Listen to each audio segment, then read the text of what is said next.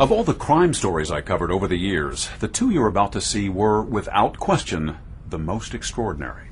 My interview with Jeffrey Dahmer, the serial killer who cannibalized his victims, and my explosive interview with a man whose explosion of violence came to symbolize the fear and frustration of his time.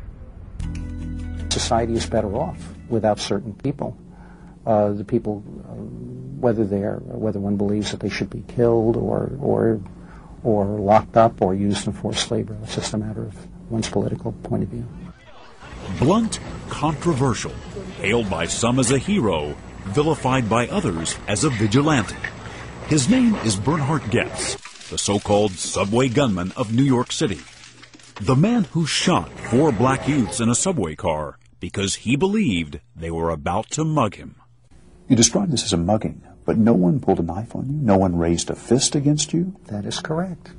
But by words and by deeds, they gave me every indication that they were about to use force on me. Are you surprised that you were as competent with that weapon as you were? That did surprise me at the time. But when I was a young boy, I used to play cowboys and Indians a lot with cap guns. So cowboys and Indians was a warm-up for this? Oh, definitely. It's a way of teaching a person how to shoot a gun. To shoot a gun proficiently, including speed shooting, is much less of a skill than typing. We're talking about a real gun, real bullets, and real people. Easier than typing. After shooting and paralyzing one of his victims, Goetz didn't think twice about taking aim again. He was moving around, and I just tried to shoot him a second time. He was trying to get away from you. Well, I didn't know that. Were you more afraid because they were black? Possibly, yes. Are you a racist? I don't believe so. Have you ever used the N-word? It's something that's in bad taste, but yes, I have. Their mothers should have had abortions. I said that to one reporter. I think that would have been a better solution.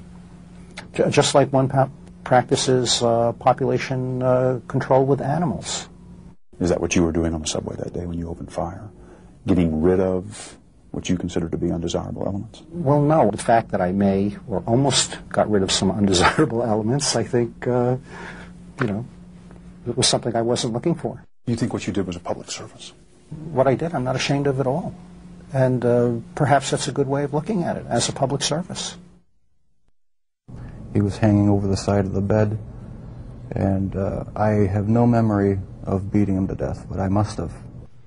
Chilling words from a serial killer in what turned out to be Jeffrey Dahmer's first and only network television interview.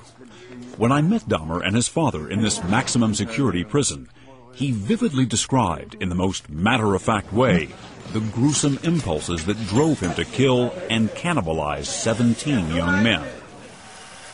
He told me it began with a bizarre childhood fascination with dead animals and a teenage compulsion to dissect them. Was there some pleasure in the cutting open of the animal?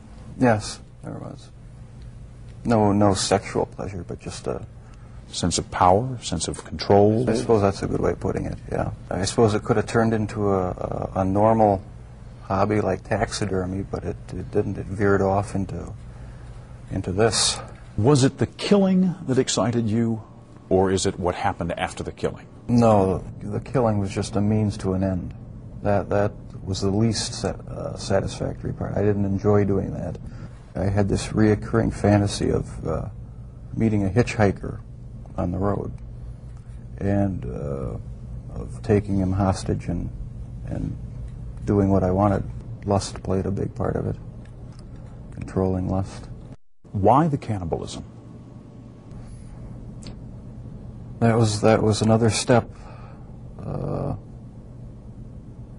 It made me feel like they were a permanent part of me. Besides the just mere curiosity of what it would be like, it gave me a sexual satisfaction to do that. Is it still there? Does it ever go away? No, it never completely goes away. I wish there was some way to completely get rid of the compulsive thoughts, the feelings. It's not nearly so bad now that there's no avenues to actually act on it. But no, it never seems to go completely away. So the thoughts still come to you? Sometimes, yeah. Coming up, 2 stories about the impact of war and a soldier back from the dead. She said, "Your dad's alive." Taking the long way home.